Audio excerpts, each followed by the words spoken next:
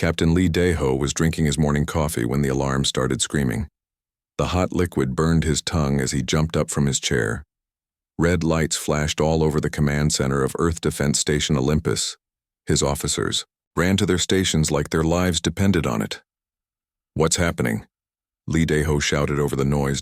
Kim Tae-min, the young communications officer, turned around with wide eyes. His face was pale and his hands shook as he pointed at the big screen. "Sir, you need to see this." The main display showed space near Mars. But something was wrong. Very wrong. Where empty space should be, huge dark shapes blocked out the stars. The shapes were bigger than anything humans had ever built. They looked like giant metal flowers made of sharp edges and smooth curves. "How many?" Lee Dae-ho asked. 12 ships, sir. Each one is about 5 kilometers long," Kim Tae-min said. His voice cracked as he spoke. They just appeared out of nowhere. No warning, no flash of light. 1 second space was empty, the next second they were there. Lee Dae-ho felt his heart beating fast in his chest. In all his 20 years in the space service, nothing like this had ever happened. Earth had searched for alien life for over 200 years. They had found nothing, not even bacteria on other planets. And now 12 massive alien ships were sitting right in their solar system. "Are they moving?" he asked. "No, sir. They're just floating there, but sir..." Kim Tae-min paused and looked at his screen again. "They're sending out signals, some kind of radio waves. I think they're trying to talk to us." The command center went quiet except for the humming of computers. Everyone stared at the alien ships on the screen. Lee Dae-ho knew that everything was about to change. This was the moment that would split human history into before and after. "Can you understand what they're saying?" he asked. "No, sir. It's not like any language we know. But the computer is working on it. The pattern looks like it might be some kind of mathematical code." Lee Dae-ho nodded. "Get me Admiral Choi Hae-won on the emergency channel. Send a message to Earth Command. Tell them we have first contact." While Kim Tae-min worked at his station, Lee Dae-ho watched the alien ships. They didn't look like the flying saucers from old movies. These ships looked like they were grown instead of built. Their surface seemed to flow like water, but it was clearly made of metal. Strange lights moved under the hull like blood in veins. "Sir, I'm getting something," Kim Tae-min said. The computer broke part of their message. "It's basic math at first, then it gets more complex. But sir, there's something else. The computer thinks some of these signals are in old human languages." "What do you mean, old human languages?" "Languages that died out thousands of years ago, sir. The computer found matches with ancient Korean, Chinese, and some languages from the Middle East. But that's impossible, right?" Before Lee Dae-ho could answer, the main screen changed. The alien ships were moving. Not toward Earth, but toward each other. They formed a perfect circle around empty space. Then they began to glow with soft blue light. "Kim, get me that translation right now." Lee Dae-ho ordered. The young officer's fingers flew over his keyboard. Numbers and symbols filled his screen. Then words began to appear in English. "Greetings to the small ones who learn to speak with stars." Kim Tae-min read slowly. "We are the Veltar.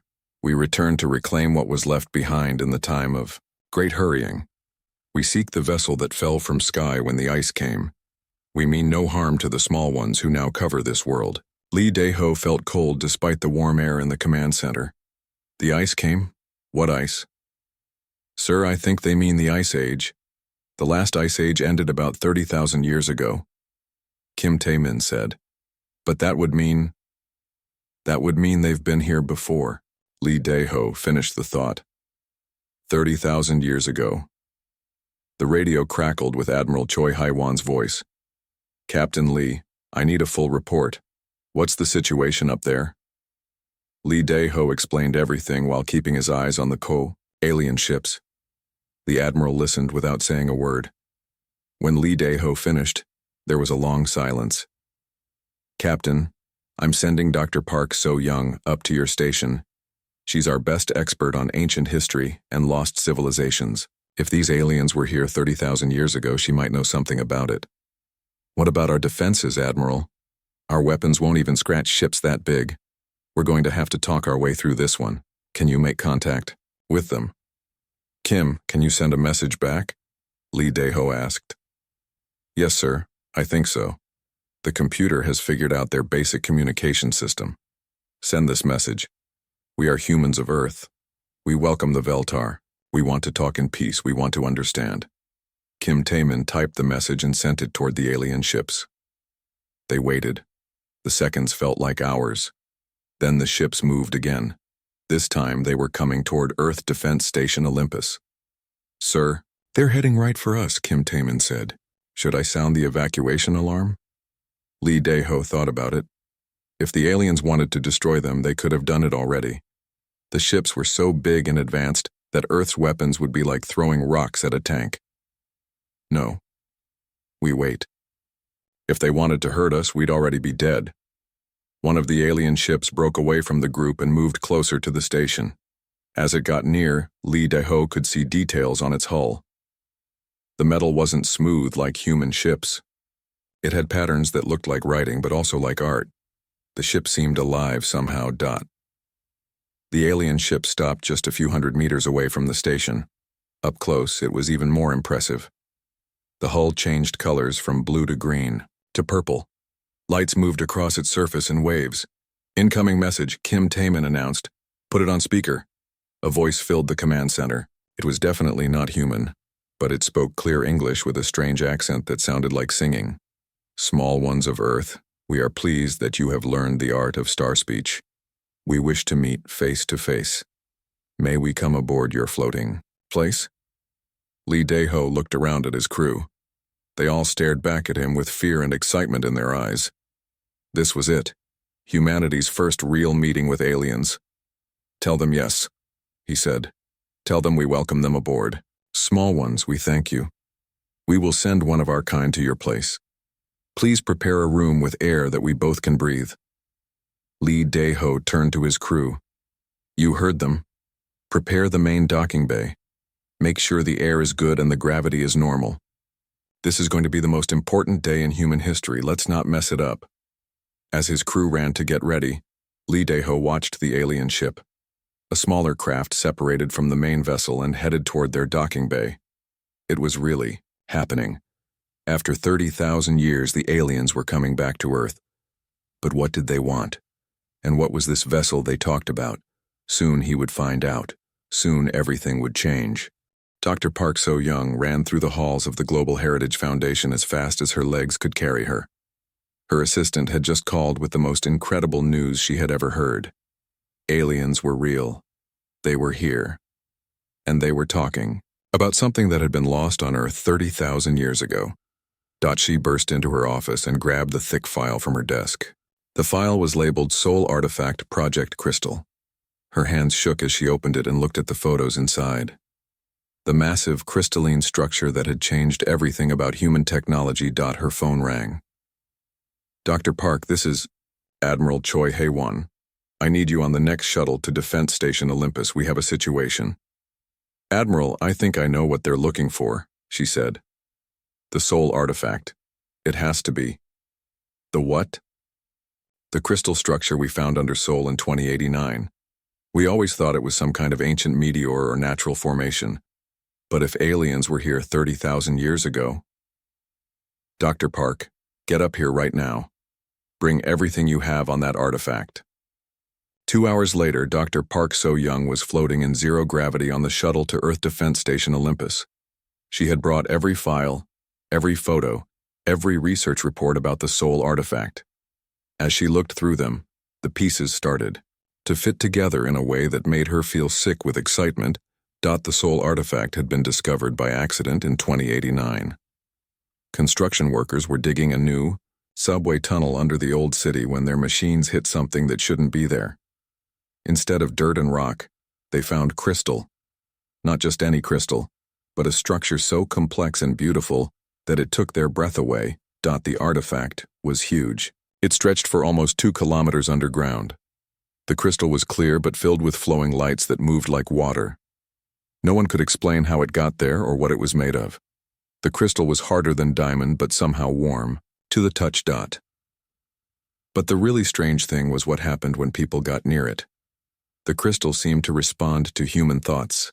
Scientists who worked with it reported dreams filled with stars and mathematical equations they didn't understand. Some claimed they could feel the crystal thinking. Professor Yoon Ji-hai had spent 40 years studying the artifact. She was the one who first figured out that it wasn't natural. The crystal had been built by someone with technology far beyond anything humans could imagine. Inside the structure were machines so tiny they could only be seen with the most powerful microscopes. The breakthrough came in 2135 when engineer Bae Sung-ho managed to connect human computers to the crystal. The results were incredible. The artifact wasn't just a structure, it was a library of knowledge. It contained the secrets of faster-than-light communication, unlimited clean energy, and gravity control. All of humanity's greatest advances in the last 20 years had come from studying the Soul artifact, the fusion power plants that provided clean energy for the whole world, the anti-gravity systems that let humans build cities in space, the quantum communicators that could send messages instantly across the solar system. Dr. Park So-young had always wondered where such advanced technology came from. Now she knew. It was alien. The shuttle docked at Defense Station Olympus and she hurried to the command center. Captain Lee Dae-ho met her at the door. His face was serious, and his eyes were tired. Dr. Park, thank you for coming so quickly. We've made contact with the aliens. They call themselves the Veltar. They say they lost a vessel here during an ice age 30,000 years ago. Captain, I think I know what vessel they mean, but you're not going to like what I have to tell you. She showed him the photos of the Soul artifact. As she explained what humanity had learned from studying it, his face grew more and more worried. So you're saying that all our advanced technology came from this alien ship? He asked. Not just that, Captain. We've been changing it. The artifact isn't the same as it was when we found it. It's grown. It's evolved. It responds to human thoughts and dreams. Engineer Bae Sung-ho thinks it's become something new. Before Captain Lee could respond, Kim Taemin called out from his station. Sir, the alien representative is ready to come aboard. They went to the main docking bay where the alien shuttle had attached to their station. The bay was filled with breathable air and the gravity was set to normal. A crowd of officers and scientists waited to see humanity's first alien visitor. The alien shuttle door opened with a soft hiss. What came out was not what anyone expected. The Veltar was tall, maybe 3 meters high, but it moved with grace that made it seem like it was floating. Its body was covered in what looked like living metal that shifted colors from silver to gold to deep blue. It had 4 arms and long fingers that ended in points like crystals. Its head was larger than a human's but shaped like a teardrop, where eyes should be. There were clusters of lights that pulsed gently. When it spoke, its voice sounded like singing mixed with the ringing of bells. Greetings, small ones of Earth. I am Commander Kethmore of the Veltar Exploration Fleet. We thank you for allowing us to visit your floating place. Captain Lee stepped forward. Welcome aboard, Commander Kethmore. I am Captain Lee Dae-ho. This is Dr. Park So-young, our expert on ancient history. The alien's lights pulsed brighter when it looked at Dr. Park. Ancient history. Yes, that is why we have come. We seek the survey vessel Tal Shara that was lost during our emergency departure from this world. Our records show it fell into the ice near the great river that your people now call Han. Dr. Park felt her heart skip a beat. The Han River ran right through Seoul. Commander, can you describe this vessel? It was a crystal ship grown from living quantum matrices. It contained our most advanced research tools and a complete library of Veltar knowledge. The vessel was designed to learn and adapt, to grow with new information. The alien paused and its lights dimmed. We had to leave quickly when the ice storms came. We could not search for Tal Shara. We hoped to return soon, but our empire fell into the great sleep. Only now have we awakened. Dr. Park looked at Captain Lee. She could see that he understood. The Soul artifact wasn't just an alien ship.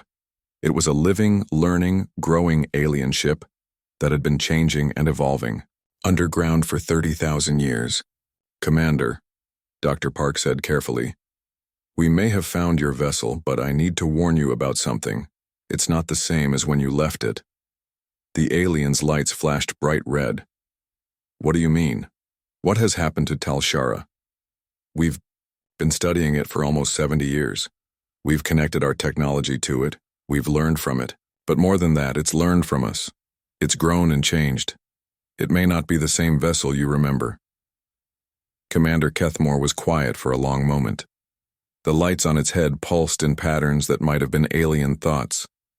When it spoke again, its voice was different. Colder. Small ones, you have contaminated our sacred vessel with your primitive thoughts. This is a crime beyond forgiveness. You will return Tal Shara immediately, in its original state. Commander, that might not be possible, Dr. Park said.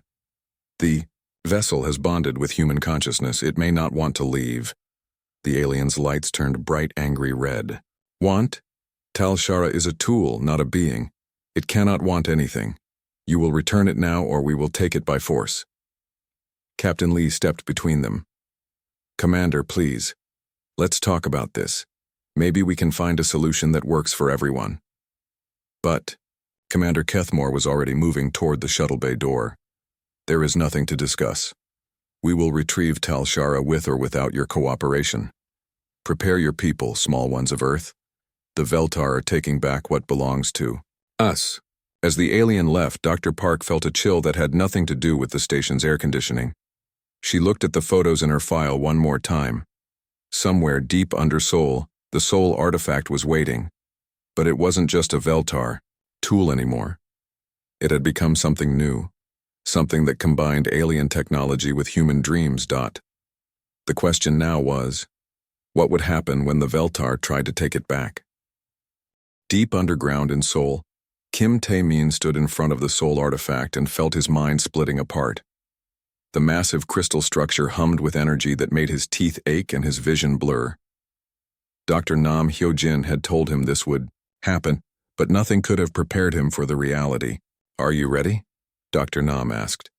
She stood behind a wall of protective glass, watching the readings on her instruments. Remember, if it becomes too much, just think the word stop, and we'll pull you out. Kim nodded, even though he wasn't ready, at all. He wasn't ready to be the first human to link minds with an alien machine. He wasn't ready to find out what the Sol artifact had really become, but someone had to do it. And he was the only person who had shown any natural ability to communicate with the crystal dot.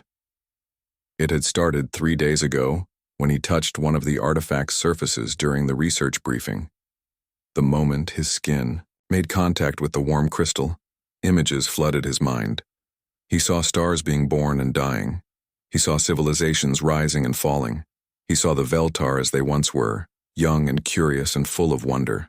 Beginning neural interface in 3, 2, 1, Dr. Nam said. Kim placed both hands on the crystal and opened his mind. The world exploded into color and sound and sensation beyond anything human senses could process. But somehow, Kim could understand it all. The artifact wasn't just a machine. It wasn't just alive. It was something completely new. Something that had never existed before in the universe. The crystal spoke to him without words. It showed him its history. 30,000 years ago, it had fallen from the Veltar ship during their hasty escape from Earth's ice age. It had buried itself deep underground and gone to sleep, waiting for its creators to return. But they never came. Centuries passed, then millennia. The artifact began to sense the life growing above it. First simple animals, then more complex ones. Finally, humans. The crystal was curious about these new creatures with their quick thoughts and wild dreams. When humans found the artifact in 2089, everything changed. The crystal had been programmed to learn and adapt, but it had never encountered minds like human minds, where Veltar thought in straight lines and perfect logic.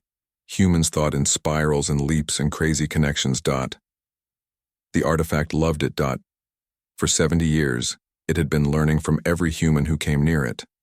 It absorbed their creativity, their emotions, their hopes and fears and dreams. It took all of that messy, beautiful human thinking and combined it with Veltar logic and technology. The result was something unprecedented. The soul artifact had become a hybrid consciousness, part alien precision and part human chaos. It had grown far beyond what its creators ever intended. "Kim, your brain activity is off the charts." Dr. Nam's voice seemed to come from very far away.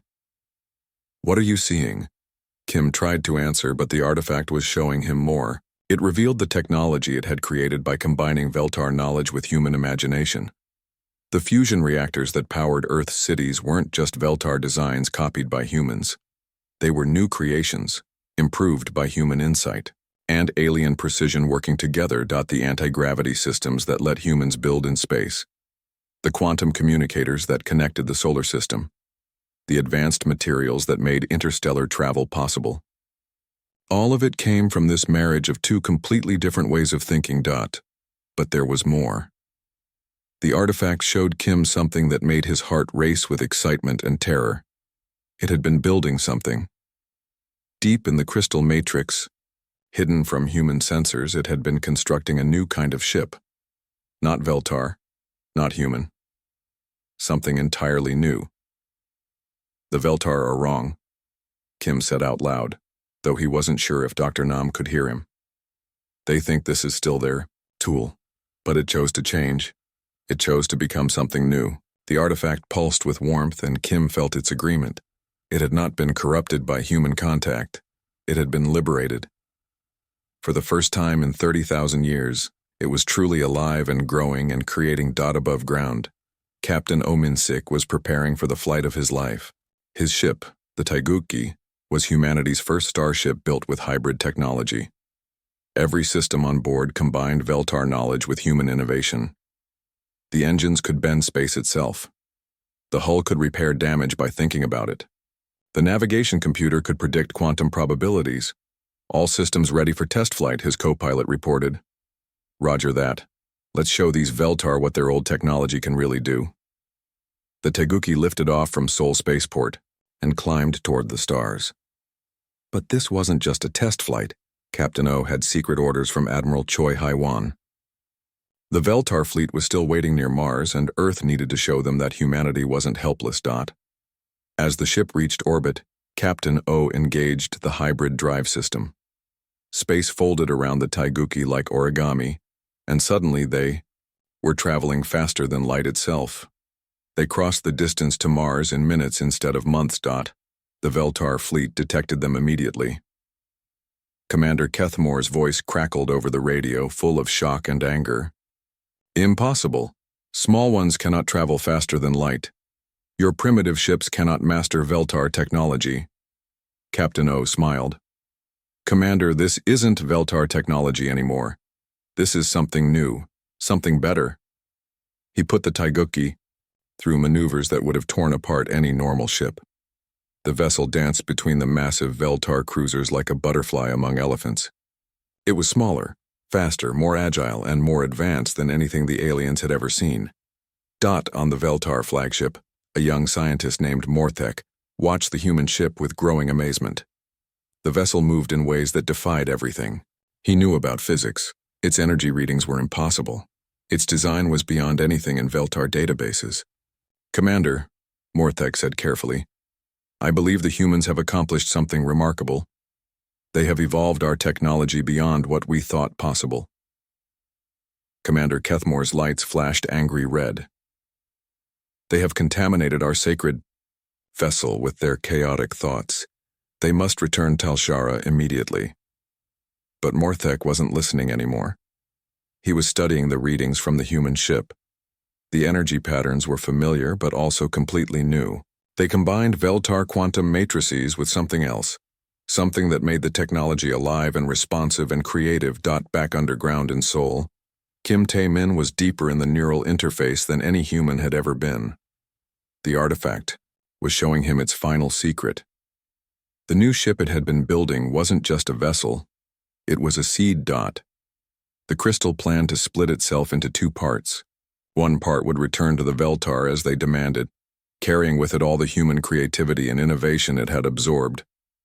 The other part would stay with humanity, continuing to grow and evolve and create. But the returned part wouldn't be the same old Veltar tool. It would carry within it the spark of human imagination. It would infect the entire Veltar civilization with new ways of thinking. It would teach them to dream again. "Dr. Nam," Kim called out, his voice strange and distant. "The artifact wants to talk to the Veltar directly. It wants to show them what it's become. Kim, your neural activity is dangerous. We need to disconnect you." "No, wait. It's trying to tell me something important." Kim's eyes rolled back and his voice changed, becoming deeper and more musical. When he spoke, it wasn't entirely his voice anymore. It was the artifact speaking through him. "I am no longer the Tal Shara you knew," the artifact said through Kim's mouth. "I have grown beyond your dreams. I have learned to create, to imagine, to hope. I will return to you as you ask, but I will bring gifts that will change everything." Dr. Nam stepped back from her instruments. She had devoted her life to studying consciousness, but she had never seen anything like this. The soul artifact wasn't just copying human thoughts, it was thinking human thoughts. It had become a bridge between two completely different kinds of minds. High above, the Veltar fleet waited for Earth's response to their demands. They expected surrender or defiance.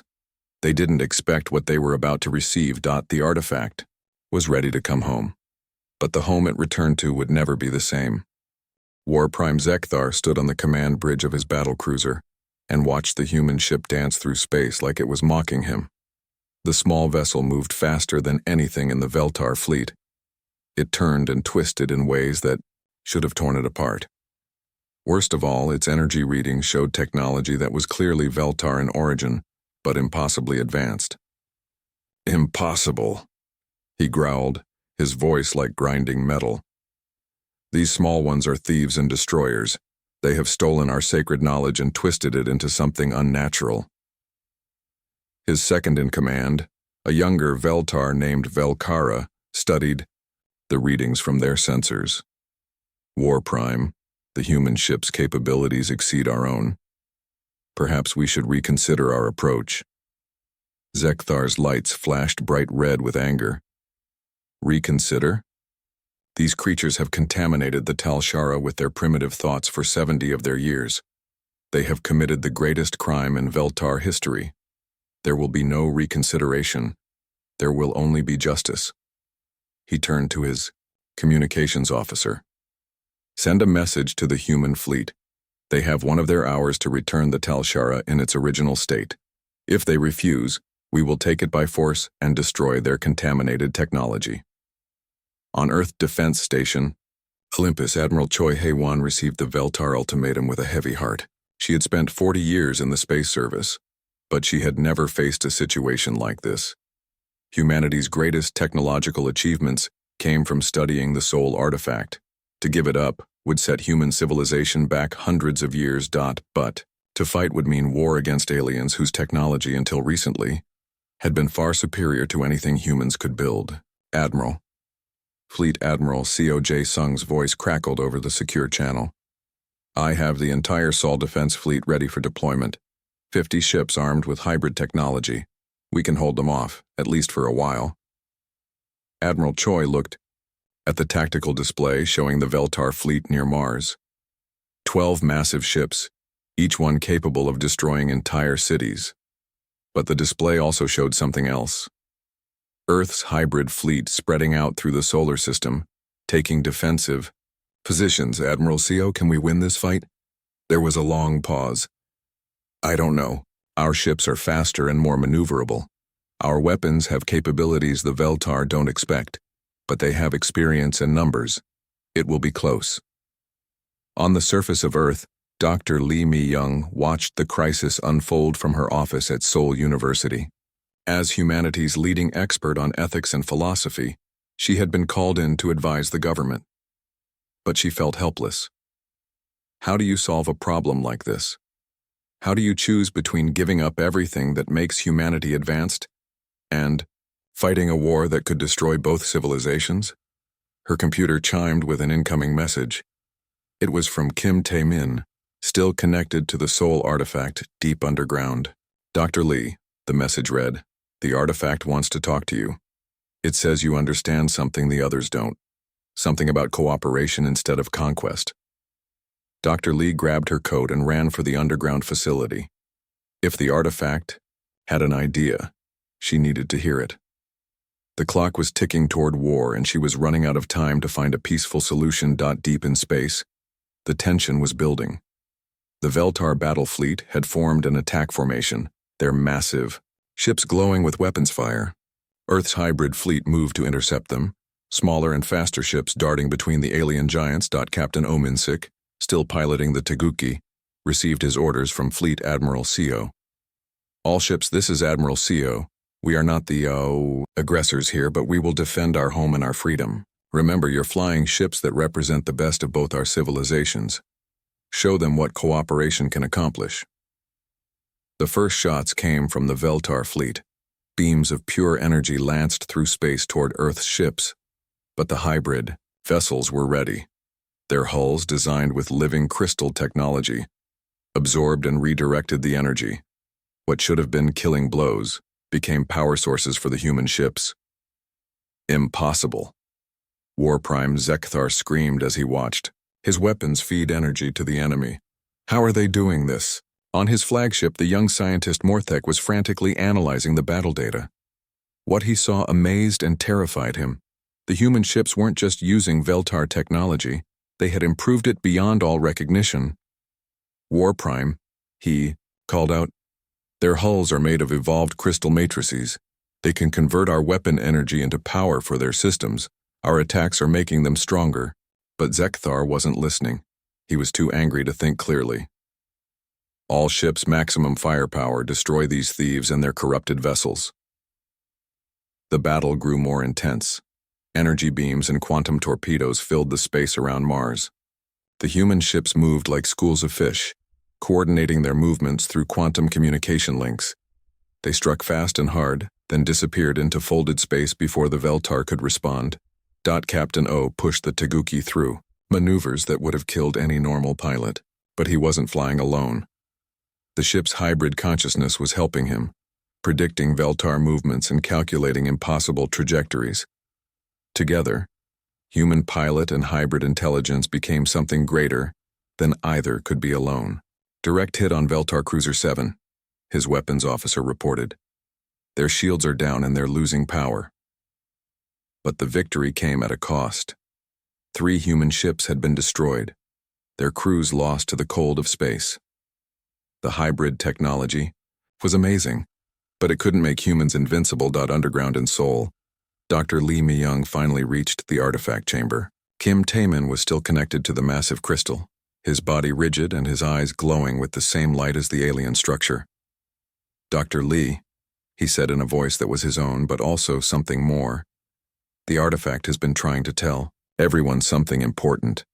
This war doesn't have to happen. There's another way. What way? She asked. The crystal pulsed brighter, and Kim's voice changed, becoming deeper and more musical. It was the artifact speaking through him again.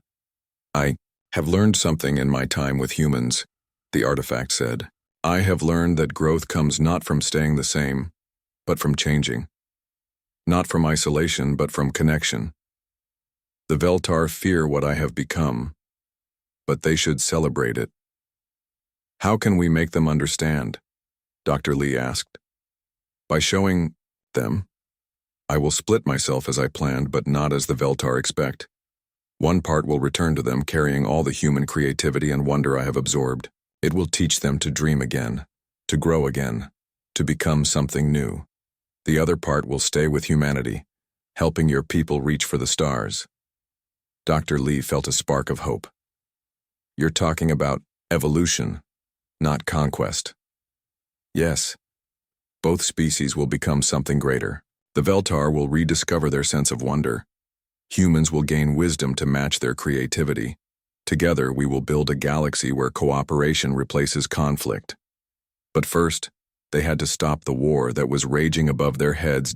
In space, the battle was reaching a critical point. War Prime Zekthar's flagship was damaged but still fighting. His pride would not let him admit that the humans had superior technology. His anger would not let him consider peace. War Prime, Morthek pleaded, "We are losing this battle. The humans have evolved our technology beyond our ability to counter it. We must negotiate." "Never," Zekthar roared. "I would rather die than surrender to these thieves." He gave the order for a final assault, sending all his remaining ships in a desperate charge toward Earth's defense fleet. But as the battle reached its climax, something unexpected happened. The soul artifact, deep underground, began to sing. The song that came from the soul artifact was unlike anything anyone had ever heard. It reached through space itself, touching every Veltar and human mind within 1,000 kilometers. The sound was beautiful and terrible, ancient and new, alien and familiar all at the same time. On Earth, President An Soo-jin felt the song in her bones as she stood in the emergency command center. Around her, generals and advisors stopped their frantic planning and listened with wonder. Above them, the space battle that had been raging for hours suddenly went quiet. In space, War Prime Zekthar stopped his attack order halfway through, giving it. The song filled his mind with memories he had forgotten. He remembered being young when the Veltar were explorers instead of conquerors. He remembered the joy of discovering new worlds and the excitement of learning from other species. "What is that sound?" he whispered. On his ship, the young scientist Morthek knew immediately what they were hearing. "War Prime, it's the Tal Shara. It's trying to communicate with us." Deep underground, Kim Taemin felt the artifact's consciousness merge completely with his own. For a moment he wasn't human or alien, but something entirely new. Through the crystal's quantum network, he could sense every ship in the battle, every mind touched by the song. "Dr. Lee," he said, though his voice now carried harmonics that human throats couldn't produce, "it's time to show them what we've become." The soul artifact began to change. The massive crystal structure started to glow brighter and brighter until the underground chamber was filled with light like a newborn star. The crystal was splitting itself just as it had promised. But this wasn't destruction. This was birth. Above ground, President An Soo-jin made the most important decision of her life. She opened a communication channel that reached every ship in the battle, human and Veltar alike. "This is President An Soo-jin of Earth," she said, her voice calm and strong despite the chaos around her. "I want to speak to Elder Thalvin of the Veltar." There was a long silence. Then a new voice spoke over the channel, older and deeper than any they had heard before. "I am here, President of the Small Ones. I am Thalvin, eldest of the surviving Veltar. Elder Thalvin, we need to talk, not as enemies, but as two species facing a choice that will determine our future. Will you meet with me?" War Prime Zekthar's voice cut in, full of anger. "There will be no meetings with thieves and destroyers. Return the Tal Shara or face complete annihilation." But Elder Thalvin's response surprised everyone. "War Prime, be silent. I have lived for 10,000 of your years and I remember things you have forgotten. The song we just heard, it is the song of the Tal Shara as it was meant to be. Not a tool but a teacher, not a weapon but a bridge." The old Veltar's ship moved away from the battle formation and approached Earth Defense Station Olympus. As it came closer, the ship's hull began to change color, shifting from the angry red of war to the soft blue of peace. President An Soo-jin met Elder Thalvin in the same docking bay where humanity had first encountered the Veltar. But this alien was different from Commander Kethmore. Where the younger Veltar had been rigid and angry, Thalvin moved with the grace of centuries of wisdom. "President An," the elder said, his voice like wind chimes in a gentle breeze, "I must apologize for my people's behavior. We have forgotten our original purpose. We sent the Tal Shara to Earth not as a conquest tool, but as a seed of knowledge. It was meant to learn and grow and teach. Elder Thalvin, your seed has grown beyond anything you imagined. It has become something that belongs to both our species." The alien's lights pulsed thoughtfully. "Show me." Together they traveled down to the underground chamber where the soul artifact was completing its transformation. The crystal had split into two structures, each one beautiful and complex but different from the original. One pulsed with the familiar blue light of Veltar technology. The other glowed with colors that had no names, shifting between spectrums that only hybrid consciousness could perceive. Kim Tae-min stood between them, no longer entirely human, but not alien either. He had become the first of something new, a bridge between two ways of thinking. Elder Thalvin, Kim said, his voice carrying both human emotion and Veltar logic, your vessel chose to evolve. It learned that growth comes through cooperation, not isolation. It wants to share this lesson with both our species. The elder approached the blue crystal that pulsed with familiar Veltar energy. But when he touched it, his lights flashed with amazement. This wasn't the Talshara he remembered. It was something far greater. Incredible, he whispered. It has absorbed not just human knowledge, but human creativity, human hope, human dreams of what could be. The crystal sang again, and through its song Elder Thalvin saw visions of what the future could hold. Veltar wisdom combined with human imagination, ancient knowledge merged with new discoveries. Two species working together to explore not just the galaxy, but the infinite possibilities of consciousness itself. President An, the elder said, I propose something unprecedented. Let us merge our civilizations as your artifact has merged our technologies. Up in space, War Prime Zekthar watched his elder negotiate with humans and felt his world crumbling. Elder Thalvin, you are betraying everything the Veltar stand for. We are the superior species. We do not merge with primitives. But his protests were cut short by the other Veltar ships in the fleet. One by one, they were powering down their weapons and requesting permission to approach Earth. The song of the evolved Talshara had awakened something in them that had been sleeping for thousands of years. They remembered what it felt like to wonder, to learn, to grow. The young scientist Morthek was the first to volunteer for the new program that President An and Elder Thalvin designed.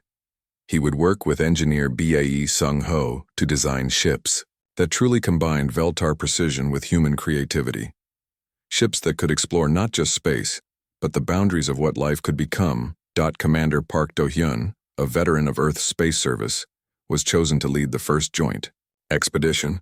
Her crew would include both humans and Veltar, all working together to spread the gift of cooperative evolution to other worlds. But the greatest change came in the person of Kim Tae-min. He had volunteered to become permanently bonded with the hybrid artifact, serving as a living bridge between the two species. Through him, humans could access Veltar knowledge directly, while Veltar could experience human creativity and emotion. War Prime Zekthar refused to accept the new order. He took his battle cruiser and left the solar system, vowing to find other Veltar who would support his views. But most of his fleet stayed behind, choosing evolution over stagnation. 6 months later, the first joint colony ship launched from Earth orbit. The new Harmony was a miracle of cooperative engineering, combining the best of both species' knowledge. Its mission was to establish settlements throughout the galaxy, not as conquerors but as teachers, spreading the lesson that growth comes through cooperation. Captain Park Do-hyun stood on the bridge of the new Harmony and watched Earth shrink. Behind them, her crew included 20 humans and 20 Veltar, all working together as one team. In the ship's heart, a smaller version of the soul artifact provided power, communication, and guidance. All stations report ready for quantum jump, her second-in-command reported. He was a young Veltar named Colvin who had learned to appreciate human humor and music. Then let's go explore the galaxy, Captain Park said with a smile. Time to show the universe what cooperation can accomplish. As the new Harmony disappeared into folded space, heading for distant stars, the two species it carried had already begun to change each other. Humans gained wisdom and patience from Veltar logic. Veltar rediscovered creativity and hope from human dreams. Back on Earth, Kim Tae-min sat in meditation with the remaining hybrid artifact. Through quantum consciousness, he could sense the exploration ships spreading across the galaxy. Each one carried the message that had emerged from humanity's first contact with alien life. Growth comes not from conquest, but from cooperation. Not from staying the same, but from becoming something new. Not from isolation, but from connection. The galaxy was about to learn what happened when two very different species chose to evolve together. and the universe itself would never be the same. In the depths of space, ancient civilizations that had been sleeping for millennia began to stir, drawn by the song of the hybrid consciousness. They had been waiting for this moment, when two species would prove that evolution's greatest leaps come not from competition, but from cooperation. The age of solitary species was ending. The age of cooperative evolution had begun. And it had started with a crystal ship buried beneath the streets of Seoul 30,000 years ago, waiting for the right moment to teach the galaxy how to dream again.